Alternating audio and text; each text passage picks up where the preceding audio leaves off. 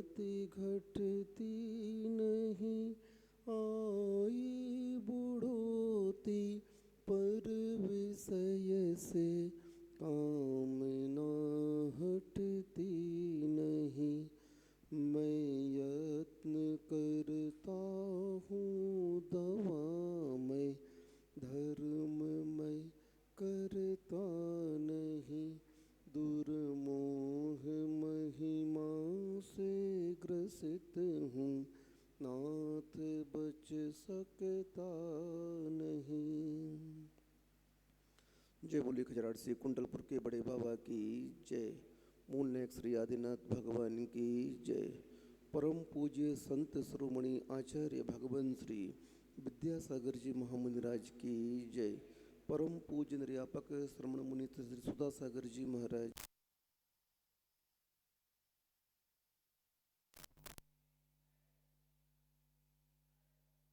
अनादिकाल से यह जीव संसार में परिभ्रमण कर रहा है, लेकिन उस परिभ्रमण के दौरान उस जीव के अंतर आज तक ये समझ क्यों नहीं आ पा रही है कि मुझे इस संसार से परे भी कुछ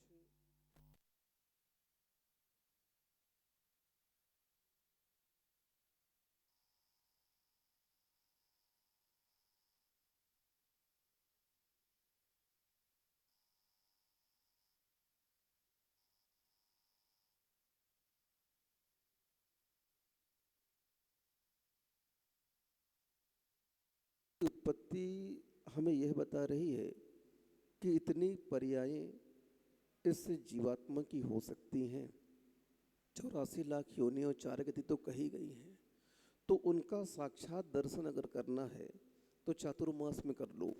कितने प्रकार के क्षुद्र जीव पैदा होते हैं, नए नए टाइप के जीव दिखने में आते हैं। ये और कोई नहीं है, ये हम सब जैसे ही आत्माएं थीं जिन्होंने दुष्कार्य करके अपने उस दुर्लभ पर्याय की उपयोगिता को न समझ करके पुनः पुनः वही कार्य किया जो संसार परिभ्रमण का कारण बना। और आज भी हम उन पर्यायों के सर्वोत्कृष्ट पर्याय को प्राप्त कर चुके हैं। 84 लाख योनि और 4 गतियों की सबसे उच्च पर्याय अगर कोई है तो मनुष्य पर्याय है, क्योंकि इस पर्याय के माध्यम से ही हम उस मोक्ष मार्ग का स्वरूप जान करके उस रत्नत्रय को अंगीकार करके उसकी आराधना करके और उन कर्मों की परंपरा को नाश करने का पुरुषार्थ कर सकते हैं।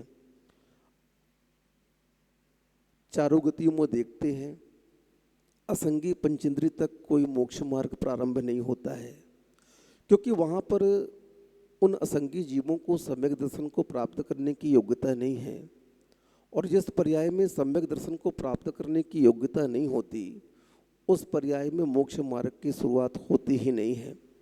यानी 84 लाख योनियों में असंगी पंचेंद्रियों की जितनी पर्याय हैं अनंत, ये सब संसार परिभ्रमण ही करती रहेंगी। अब बात यहाँ पर मोक्ष मार्ग के प्रारंभ की आती है, तो मोक्ष मार्ग का प्रारंभ कहाँ से होता है? तो सम्यक दर्शन को प्राप्त करने के लिए कुछ बातें नियामक कही गई हैं आगम में। आचार्यों ने कहा है कि सम्यक दृष्टि वह बन सकता है जिसके पास में संगी पंचेंद्री पना हो। जैसे आप लोग नौकरी करने कहीं भी अप्लाई करते हो ना, तो उस अप्लाई के दौरान में कुछ योग्यताओं का कॉलम रहता है कि अगर आपने ये क्वालिफाई किया हो तो आप इस नौकरी के योग्य हैं, इस कंपटीशन को फाइट कर सकते हैं। अगर ये आपने क्वालिफाई नहीं किया तो आप इस कंपटीशन को फाइट नहीं कर सकते हैं। तो मोक्ष मार्ग को ग्रहण करने के लिए या मोक्ष मार्ग के एंट्रेंस एग्जाम के लिए सम्यक दर्शन नितांत आवश्यक है। यहाँ की क्वालिफाई योग्यता है सम्यक दर्शन। सम्यक दर्शन क्या है? जैन कुल में प्रायः सभी जानते हैं। सदृष्टि ज्ञान वृत्तानि धर्मम धर्मेश्वरा विदुः। यदीय प्रत्यनीकानि भवन्ति भव पद्धति। पूज्यवर समंत भद्र स्वामी जी ने श्रावकाचार्य में तीसरे श्लोक में ही कह दिया, ग्रंथ प्रारंभ में, सदृष्टि ज्ञान वृत्तानि धर्मम धर्मेश्वराविदु। धर्म क्या है? धर्म और कोई नहीं है, सम्यक दर्शन, सम्यक ज्ञान और सम्यक चारित्र का नाम धर्म का है। और भव पद्धति का कारण क्या है? संसार परिभ्रमण का कारण क्या है? हम संसार में क्यों घूम रहे हैं अनादिकाल से? हमें मुक्ति क्यों नहीं मिल पा रही है? बताओ। तो उसका एक ही कारण कहा कि जो मिथ्या ज्ञान, मिथ्या दर्शन और मिथ्या चारित्र को हम अपनाए हुए हैं, इनको मान रहे हैं, उस कारण से ये संसार परिभ्रमण हमारा भव पद्धति चल रही है। यानी हम लोगों ने आज तक उस मोक्ष मार्ग को फाइट करने वाली जो एंट्रेंस एग्ज़ाम है, जिसका नाम सम्यक दर्शन है, उसको आज तक हमने प्राप्त नहीं किया। अब हमारा श्रद्धान कितना कमज़ोर है, जरा सोचो, कितना कमज़ोर श्रद्धान है कि हम सच्चे देवगुरु शास्त्र के कुल में जन्म लेने के उपरांत, जैन कुल मिलने के उपरांत, साक्षात वीतराग गुरु मिलने के उपरांत, साक्षात मोक्ष मार्ग का प्ररूपण करने वाली जिनवाणी मिलने के उपरांत हमारा श्रद्धान आज समीचीन रूप नहीं हो पा रहा है। अब बताइए आप, क्या हो गया? अने पूर्व में इतना पुण्य किया, इतना पुण्य किया कि उस पुण्य के प्रभाव से हमें आज यह उच्च कुल मिल गया। मैंने कई बार कहा आप लोगों से, बुरा लगता तो लगे, अगर इस पर्याय के साथ में भंगी चमार बनते, नीच कुल में जाते, तो क्या कर रहे होते? जरा सोचो, क्या कर रहे होते? सवेरे से पंडित जी झाड़ू लगा रहे होते, मैला उठा रहे होते, गंदगी साफ कर रहे होते, बिलदारों के यहाँ पैदा होते, क्या कर रहे होगे? मिथ्यात्व कुल के मानने के यहाँ पैदा करने होते, मांसाहारियों के पैदा होते, क्या कर रहे होते? जरा सोचो, इस कुल में जन्म लेने से कितने पापों से हम पहले से बच गए। कुल में जन्म लेने मात्र का परिणाम देखो आप। अगर कुल के कुलाचार का पालन कर लें तो आचार्य कहते हैं, अगर वास्तव में सच्चे मन से, 16 कर्ण भावना चल रही है, अभी पर्व चल रहा है 16 कर्ण पर्व, अगर वो सच्चे मन से जैन श्रावक, अभी व्रती नहीं बना, वो अभी महाव्रती नहीं बना है, मात्र जैन श्रावक है, और जैन श्रावक इस श्रावक पर्याय में मात्र कुलाचार का पालन कर ले, जो उसके कुल के आचार कहे गए हैं, तो आचार्य कहते हैं वह श्रावक घर में रह कर के कुलाचार का पालन करते हुए साक्षात तीर्थंकर प्रकृति का बंध कर सकता है। अभी व्रती नहीं बना, महाव्रती नहीं बना, अभी मात्र सामान्य श्रावक है, लेकिन उसका श्रद्धान कैसा है? नहीं, अन्यथा शरणम नास्ति तमेव शरणम मम तस्मात् कारुण्य भावेन रक्ष रक्ष जिनेश्वर। प्रभु, कितनी भी विपत्ति आ जाए, ये शरीर छिद जाए, भिद जाए, नाश को प्राप्त हो जाए, संपत्ति लूट जाए मेरी, परिवार बिखर जाए, परिवार खत्म हो जाए, लेकिन मैं अधर्म की शरण में नहीं जाऊंगा। ये श्रद्धान है क्या तुम्हारे अंदर? रावण जब बहुरूपणी विद्या सिद्ध कर रहा था, देखो एक मिथ्यात्व का श्रद्धान कितना होता है। सम्यक दृष्टि का अभी बात नहीं कर रहा हूँ, उस मिथ्या दृष्टि का श्रद्धान देखो, जो बहुरूपणी विद्या सिद्ध करने के लिए बैठ गया अष्टांग का पर्व में कि नहीं, मैं बहुरूपणी विद्या सिद्ध करूंगा और राम को हराऊंगा। उसने सिद्ध कर ली। जब उस सिद्धि के दौरान हनुमान जी, अंगद, नल, नील, बहुत सारे उस पक्ष के लोग, विद्याधर, उसे विचलित करने के लिए गए, उसका श्रद्धान देखो, क्या गजब का श्रद्धान है। एक मिथ्या दृष्टि का श्रद्धान देखो, कितना गजब का श्रद्धान है। शांतिनाथ भगवान के मंदिर में बैठा हुआ है और अंगद, नील, नल, हनुमान जी वगैरह भी, ये सब विद्याधर थे। अपनी विद्याओं के माध्यम से रावण के पुत्रों का शीश काट काट करके सामने गिरा रहे हैं। उनकी पत्नी मंदोदरी का शीश तक काट करके सामने गिरा दिया कि यह अपने ध्यान से विचलित हो जाए, इसका ध्यान भंग हो जाए और यह जो सिद्धि कर रहा विफल हो जाए। लेकिन उसका संकल्प दृढ़ था, वह सोच चुका था चाहे कितनी भी विपत्तियां क्यों ना आए, कितना भी हमारे ऊपर हमें विचलित करने का पुरुषार्थ क्यों न किया जाए, लेकिन मैं अपनी साधना से विचलित नहीं होऊंगा। और वह मिथ्या दृष्टि उस साधना में सफल हो जाता है। अब बताओ, ठीक इसी प्रकार का श्रद्धान आपका सच्चे देवगुरु शास्त्र के प्रति होना चाहिए। विपत्तियां किसके ऊपर नहीं आती हैं, कर्म हमने किए हैं, कर्म का परिणाम हमें भोगना पड़ेगा, ये निश्चित बात है। इन कुतुबों के पास जाकर के अगर विपत्तियां दूर होने लगती फिर कहना ही क्या था। मुझे ये बताओ, अगर पंडित जी एक नारियल अगरबत्ती से सबको मुंह मांगा वर मिल जाता है, देवी अगर सबको प्रसन्न होकर के, भगवान सबको प्रसन्न होकर के अगर सबको मुंह मांगा वर दे देते, तो इस संसार में काम कौन करता है बताओ। मान्यताओं से कुछ नहीं होता, ये हमारे मन का भ्रम है। हमें आज इस भ्रांति को तोड़ना है कि मान्यताओं से कुछ नहीं होता।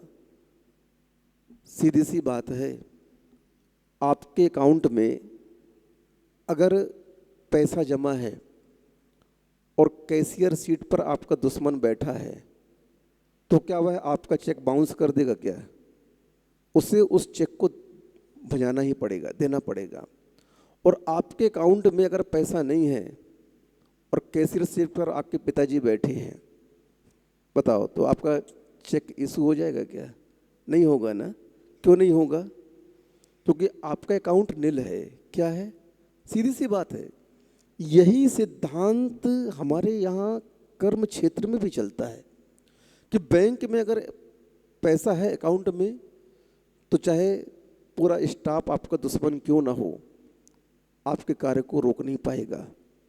लेट कर सकता है, लेट कर सकता है, थोड़ा टाइम लगा सकता है, आगे पीछे कर सकता है, आधे घंटे की जगह 1 घंटा लगा सकता है, लेकिन वह कार्य रोकने में सक्षम नहीं है। एक रिपोर्ट कर दो तो काम उनके खिलाफ में। हाँ, ऐसे ही अगर अपने पुण्य के अकाउंट में, कर्म के अकाउंट में पुण्य है, तो कोई नहीं रोक सकता, किसी की हिम्मत नहीं है।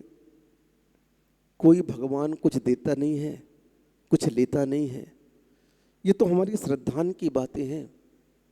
कर्म सिद्धांत में मात्र 2 ही प्रकृति रखी गई हैं, एक पुण्य प्रकृति, एक पाप प्रकृति। कौन सी रखी गई हैं? पुण्य प्रकृति और पाप प्रकृति। और ये दोनों प्रकृतियां आपके मन वचन काया से संचालित होती हैं। किससे संचालित होती हैं? आपका जो मन है, आपका जो वचन है, आपकी जो काया है, ये जैसी एक्टिविटीज करेगी, जैसे परिणाम करेगी, जैसी क्रिया करेगी, उसके अनुसार कर्मों का आश्रय और बंध होता है। थोड़ा समझना, समझने का पुरुषार्थ करना। बहुत सरल है कर्म सिद्धांत जैनियों का। हाँ, आप लोग बहुत कठिन मानते हो जैन धर्म, सबसे सरल जैन धर्म है। कोई भी कठिनाई यहाँ पर नहीं है। अब इतना बड़ा सच आपको कौन बताने वाला, बताइए ना। जहाँ दे अपनी नहीं तहाँ न अपना कोय, घर संपत्ति पर प्रकट हैं पर हैं परिजन लोय। क्या बोल दिया आपको? सुन लो, यहाँ पर आने वालों, तुम कितनी भी संपदा जोड़ लो, कितना भी कुनबा बढ़ा लो, कुटुंब बढ़ा लो, लेकिन तुम्हारा तिलतुस मात्र भी नहीं है। अब इतनी बड़ी सच्चाई से अवगत कराने वाला कौन हो सकता है, बताओ ना। अब सीधा सीधा जैन धर्म वो डॉक्टर है कि आपको सीधा सीधा कह रहा कि भाई आपके शरीर में कैंसर है और आपकी आयु इतने दिन बची है, क्या करना चाहते हो, जो करना चाहते हो कर लो आप लोग। अब इससे बड़ा सत्य कौन आपके सामने प्रस्तुत कर सकता है? अब उस सत्य को सुनने के उपरांत में आपकी प्रतिक्रिया क्या है, ये आप जानो। 8 दिन की उम्र बची है, डॉक्टर ने बोल दिया। अब उस 8 दिन में आप मौज मस्ती करना चाहते हो, खूब खाना पीना चाहते हो, या उस 8 दिन में आप धर्म ध्यान करना चाहते हो? बच्चों, क्या करना चाहोगे बताओ? आपकी जिंदगी के 8 दिन बचे हैं, उन 8 दिनों में आप कौन से कार्य करना चाहते हो? और 8 दिन के बाद मृत्यु निश्चित है, कोई भी उस मृत्यु से आपको बचा नहीं पाएगा। पंडित जी सुन रहे हो? 8 दिन के बाद आपकी मृत्यु निश्चित है, हाँ पक्की है, हैं? 7 दिन, हाँ 7 दिन मान लो, चलो क्या हो गया?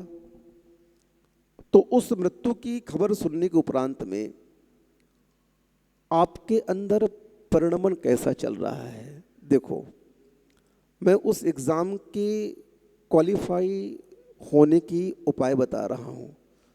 सम्यक दर्शन को प्राप्त करने का उपाय क्या है? ये परिणाम है। आपकी मृत्यु की घोषणा कर दी गई, और उस मृत्यु के घोषणा के उपरांत आपके मन में परिणमन कैसा चल रहा है? आपके मन में विचार कैसे चल रहे हैं? आपकी काय के माध्यम से किस प्रकार की क्रिया करने की आपकी चेष्टा हो रही है? अरे यार, अब 8 दिन शेष रह गए हैं, अब क्या करें? सुकुमाल स्वामी जी को पता चल गया। क्या हो गया? पहले तो उन्हें अंडरग्राउंड में रखा गया। कहाँ रखा गया? हाँ, क्योंकि जब वो जन्म नहीं हुआ उनका, उसके पहले ये घोषणा हो चुकी थी। क्या घोषणा हो चुकी थी? जब उनकी माँ ने पूछा किसी महाराज से, बोले स्वामी, क्या हमारे पुत्र रत्न की प्राप्ति नहीं होगी क्या? इतने साल हो गए हमारे विवाह को। बोले पुत्र रत्न की प्राप्ति तो होगी आपको, लेकिन उस पुत्र के उत्पन्न होते ही 2 घटनाएं सामने आएंगी। क्या आएंगे? सुकोसल स्वामी, क्या आएंगी? बोले पहले तो पुत्र जन्म के साथ ही पति आपके मुनि बन जाएंगे, वैराग्य को प्राप्त हो जाएंगे। दूसरी, बोली दूसरी घटना ये होगी कि जब ये अपने पिता को मुनि के रूप में देखेंगे तो इन्हें भी वैराग्य हो जाएगा, और ये भी घर छोड़ करके चले जाएंगे। अब बताओ, सुन रहे पंडित जी, क्या घटना है आगम की? पुत्र तो पैदा होगा, लेकिन पुत्र के पैदा होते ही क्या होगा?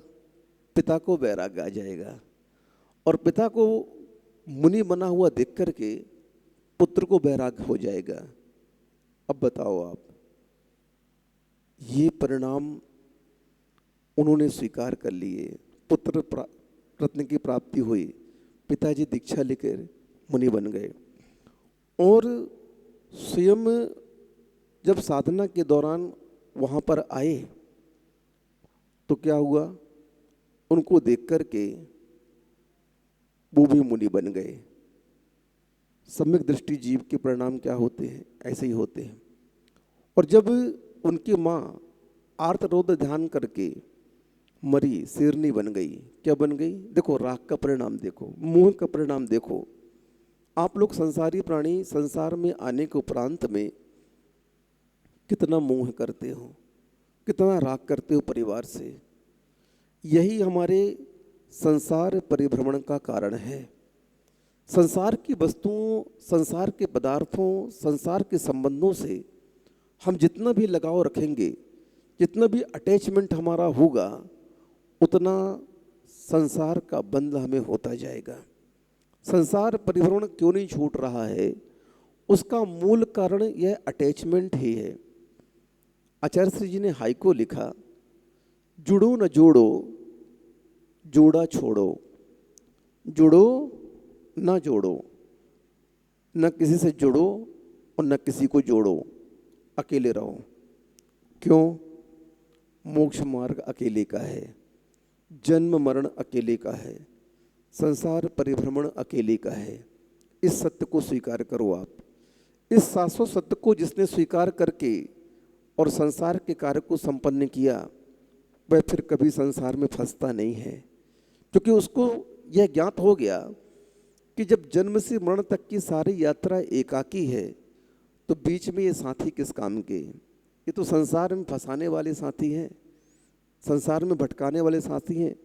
और इनको लेकर के देखो ना, आज अपन जितना भी संसार में स्वांग कर रहे हैं, जितना भी नाटक कर रहे हैं, जितना भी छल कपट कर रहे हैं, जितना भी पाप कर रहे हैं, किसके लिए कर रहे हैं? बोलो, किसके लिए कर रहे हो? देवगति में बाल बच्चे नहीं होते, त्रियंचों के यहाँ बाल बच्चे होते हैं, लेकिन उनका मात्र पालन पोषण तक माता पिता की जिम्मेदारी होती है।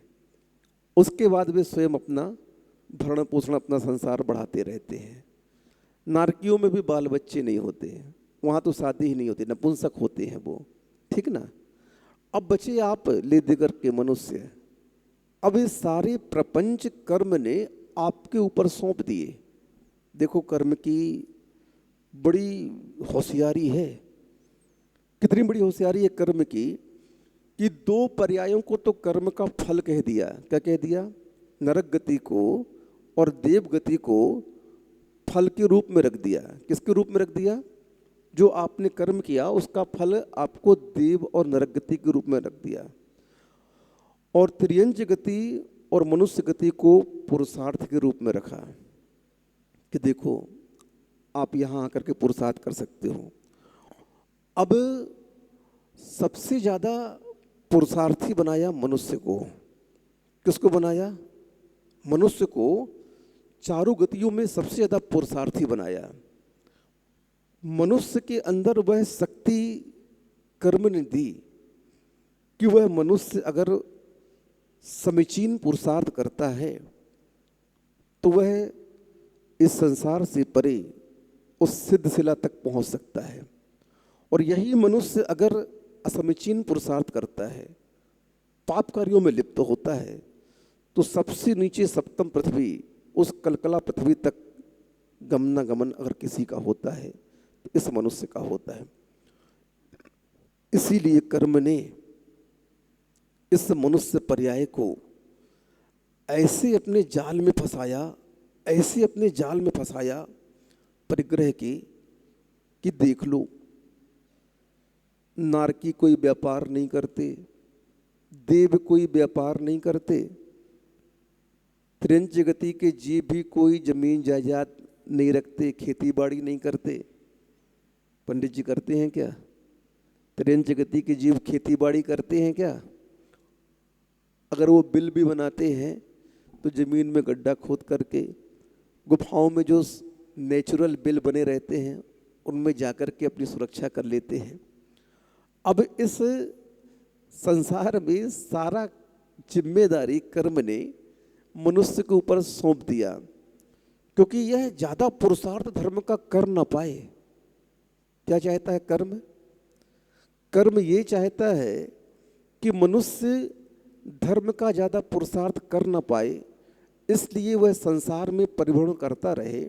और इसका एक ही मात्र उपाय है कि इस मनुष्य की बुद्धि को संसार के परिग्रह में फंसा दो, इस मनुष्य की बुद्धि को संसार के संबंधों में उलझा दो, फंसा दो, इतना राग करवा दो आपस में इनका कि रोते रहें, बिलखते रहें। क्या करते रहें? उस संपत्ति में इतनी मूर्छा इसकी हो जाए कि उस संपत्ति के पीछे ये आपस में एक दूसरे के प्राण लेते रहें, मरते रहें। कर्म अपनी योजना में सफल हो गया। उसने आपकी बुद्धि को ऐसी दुर्बुद्धि कर दिया कि आज प्रत्येक मनुष्य देख लो क्या कर रहा है। मैंने एक दिन कहा था, शेर ने इतने शेरों को नहीं मारा होगा आज तक। किसी भी जानवर ने अपनी जाति के लोगों को इतना घात नहीं पहुंचाया जितना घात मनुष्य ने मनुष्य का किया। हिटलर, मुसोलिनी, यहाँ तो छोड़ो, महाभारत से शुरू कर दो। महाभारत, रामायण, इन युद्धों में 9 अक्षौणी सेना का घात हुआ। बताइए आप, कितनी सेना का? 9 अक्षौणी, करोड़ों की सेनाओं का घात हुआ। इतने व्यक्ति मारे गए।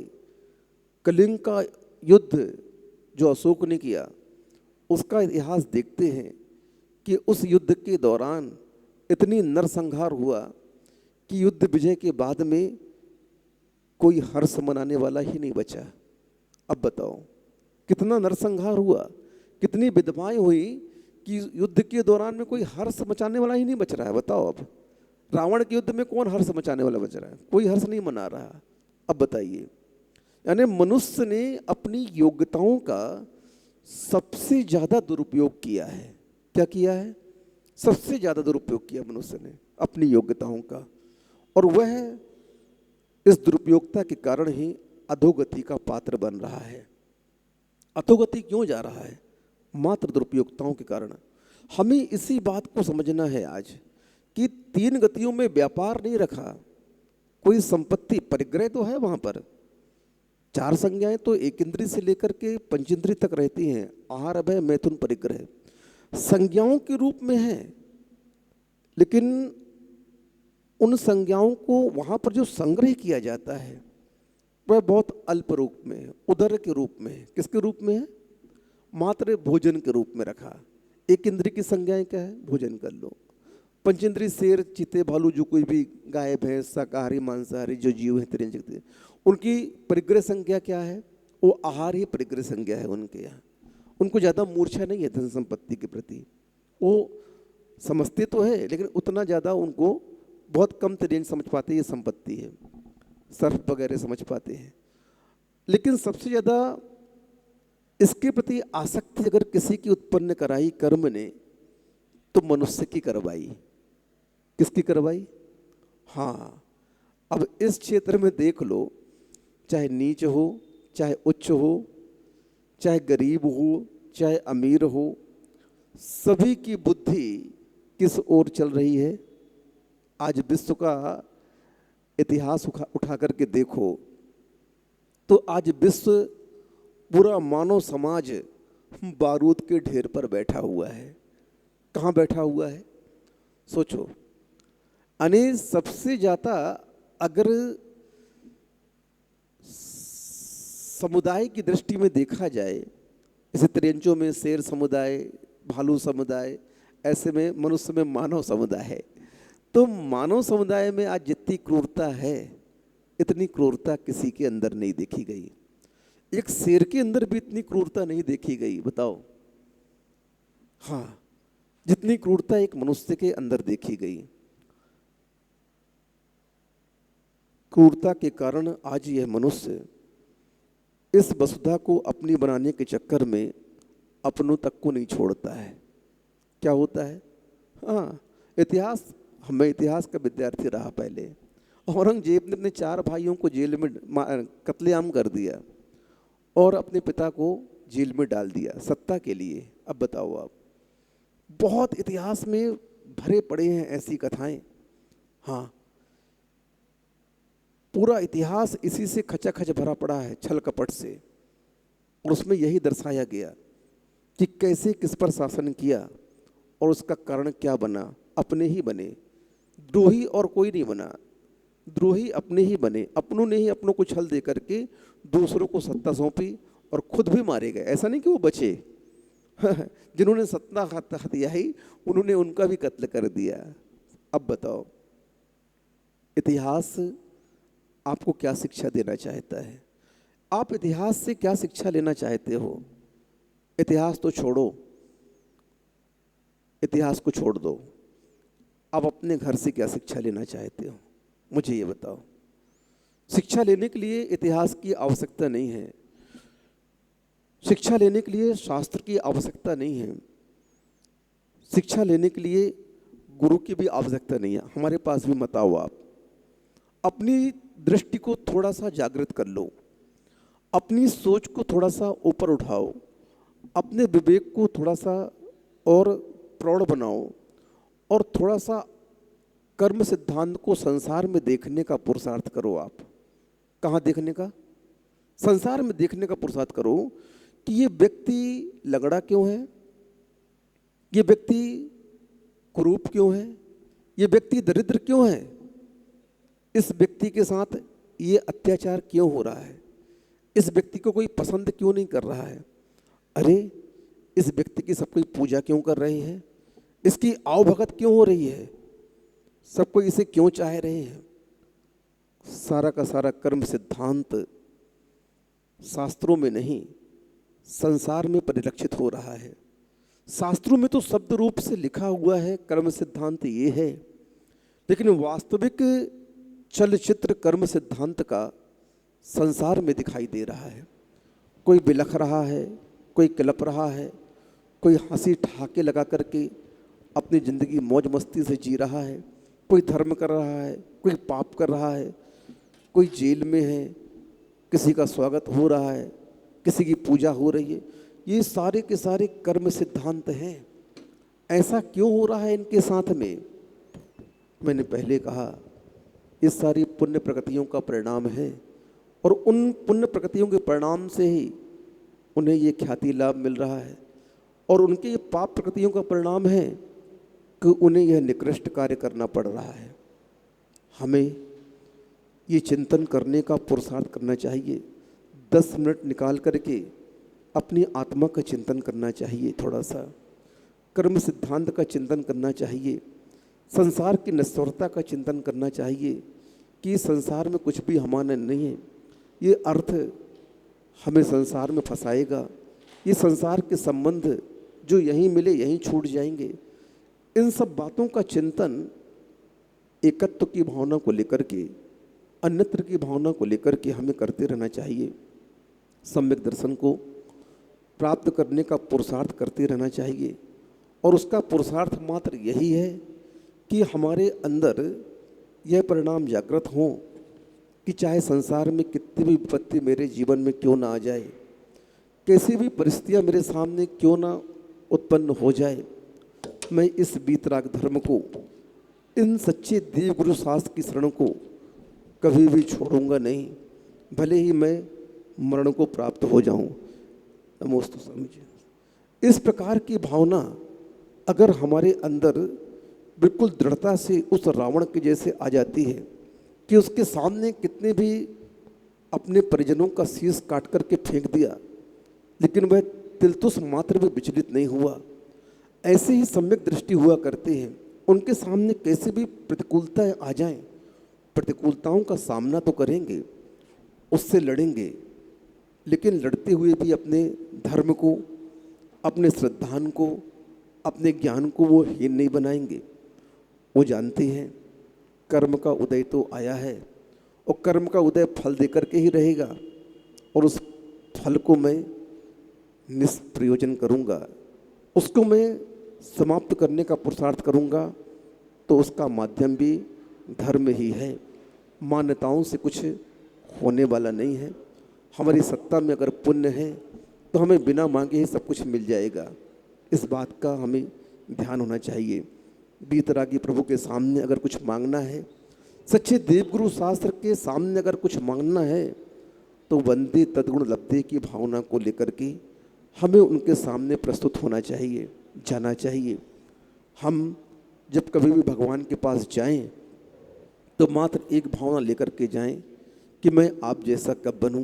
बस सम्यक दृष्टि की और कोई परिणाम नहीं हुआ करते, उसकी एक ही भावना हुआ करती है कि मैं कब भगवान बनूं, कब मैं इस वितराग धर्म को अपनाऊं, और वह इसी पुरुषार्थ में अपने जीवन को लगा करके अपने इस जीवन को परिवर्तित करने का प्रयास करता है।